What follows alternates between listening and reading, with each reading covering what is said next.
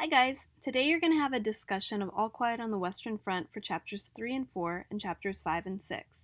We're going to work on reinforcing the process that we already tried with figurative language before, and then we're going to build on themes and historical connections so that eventually you get notes for all of those categories and all experts get to share their notes. Quick reminder about the challenge between collaboration and copying.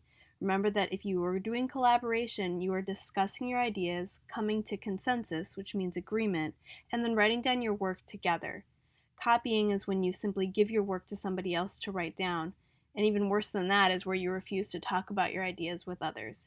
So make sure that you're actually discussing your ideas and coming to a synthesis before anybody writes down a final response.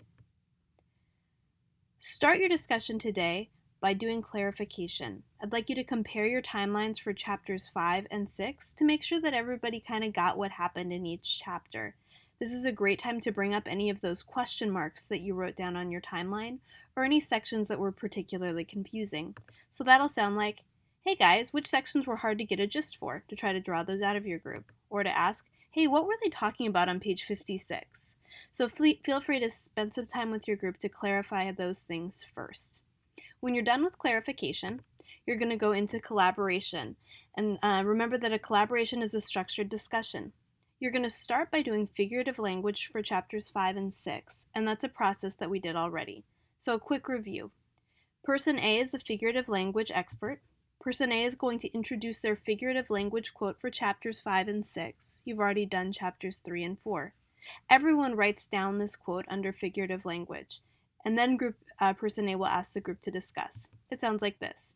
I found a quote that shows a metaphor on page 29, and then you should give your group time to get to that page to find the quote in their books, and then read them the quote. It says, standing up, one looks well built and powerful in these great drain pipes. Make sure again that everybody can write down the quote, and then ask the group, what do you think remark is trying to show? Now it's your job to try to draw ideas out of the other people in your group. So you're going to go silent to encourage B, C, and D to share their ideas. We looked at these examples already. So person B shares an interpretation of the quote, person C tries to build on that, and person D tries to share his or her ideas as well. When everybody in the group has talked, person A will synthesize, which means to combine their group's points. And person A should reference all of the people in the group's ideas as they discuss. So you've got to listen closely as they share their ideas. It's going to sound like this. I agree with person C. I think remark used a metaphor here to make us consider blah blah blah. And it sounds like we agree that this simile made us think about blah blah blah, and as person D added, it causes us to feel in this way. Okay? So person A proposes the synthesis of the ideas, and then everyone in the group writes it down under analysis. That's figurative language for chapters 5 and 6. The new part for today is to do theme, and it's going to be a kind of similar process. You have 3 different theme experts in your group, person B, person C, and person D. Each person who found a theme is going to share the evidence for their theme, which could be a quote or could be a situation, and they'll share it with your group to write down in the theme section in your notes. So for chapter 3, maybe person B says this. My themes were nature of the enemy and loss of innocence. My first quote comes from the part when blah blah blah. It's on page in the second paragraph starting with this word. And then after everybody's gotten a chance to write down the quote, you might say, to me, this relates to the theme of nature of the enemy because, and explain your thinking. Same thing now for person C. And so person C is going to share his or her themes and his or her evidence. So it sounds like this. My themes were horror and glory of war and camaraderie. My camaraderie quote is on page blah blah blah, in the first paragraph starting with the word blah blah blah. And then this relates to the theme of camaraderie because. So again, you're sharing your quotes, your themes, and why you thought those quotes fit well into that theme. Person D should just have one quote, so it's going to sound like this. The theme I was looking for was authority. One quote that related to this was when, blah blah blah. It's on page blah blah blah, in the second paragraph starting with the word whatever. And then this relates to the theme of authority because. Once all 3 theme experts have shared their themes, now you've got some time to discuss. You need to think about the big events in each chapter on your timeline. Also think about the quotes that people have found for theme. And then it's your group's job to synthesize, which again means to put together ideas, to synthesize your work to decide, what is Chapter 3 really about? Which theme seems most important in the chapter, and what does the chapter highlight about that theme? Here's what this might look like then. We look at Chapters 3 and 4, the timelines. We try to combine those with the themes that we found for Chapter 3 or 4. And then we try to synthesize for both Chapter 3 and for Chapter 4, what are the key themes in those chapters? For Chapter 3, mine might sound like this. Somebody might start off saying, well, Chapter 3 is the one that starts with the young recruits coming to the camp, and Paul and his friends feel all old and experienced.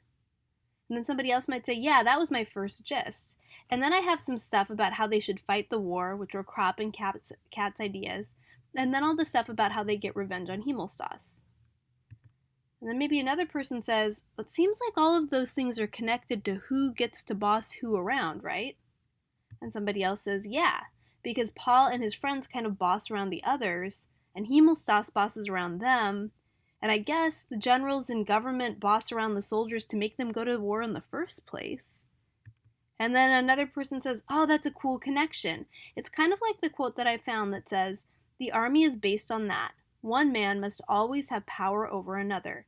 The mischief is merely that each one has too much power. What I want you to notice here is that there's lots of small ideas that come from lots of different people. The first ones kind of gave basic evidence about what happened in the chapter, and then the yellow quotes add on and start to pull the ideas together, moving toward a synthesis. And then the red quote adds more textual evidence and really pushes them toward a specific theme. Once your group is satisfied that you've gotten input from all group members about the central theme of the chapter, and everyone's gotten to share what they think stands out in the chapter, one of the theme experts should propose a synthesis for you to write. So this might sound like this for person C. They're ready. They might say, so it sounds like we're thinking that in this chapter, Chapter 3, Remark focuses on the role of authority. In Chapter 3, Remark highlights the way having an authority role leads to abuse of power, both at the level of individuals, like with Hemostas, but also at the institutional level, as with generals who disregard the well-being of soldiers just because they can. If everybody thinks that sounds pretty good, then you move to the next step. If you don't think it sounds great, please feel free to add and refine and share ideas until it sounds like something everybody can agree on. Once everybody agrees, you record it.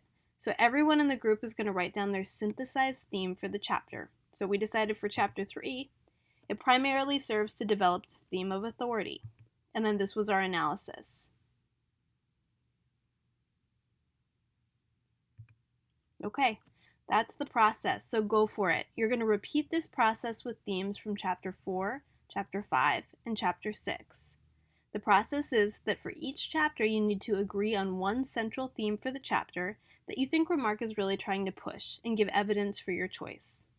When you've done with the themes, follow the same process for historical connections. Share what you've written, discuss why it matters, synthesize ideas, and then write it down.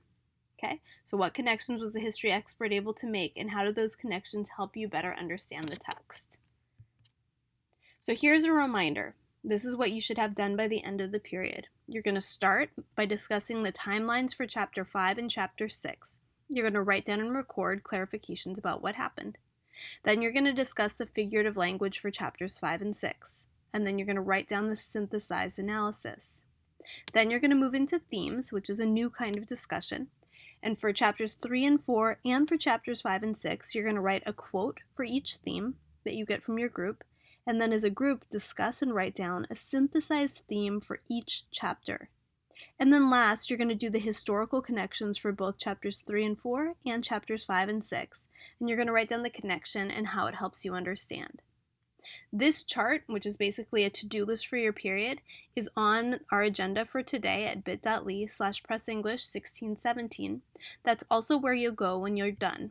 When you're all done, you're going to go to the link on our agenda to share the highlights of your discussion as well as any questions that you have. And that's just so I can hear what you talked about and what you're thinking about since I wasn't able to be here today.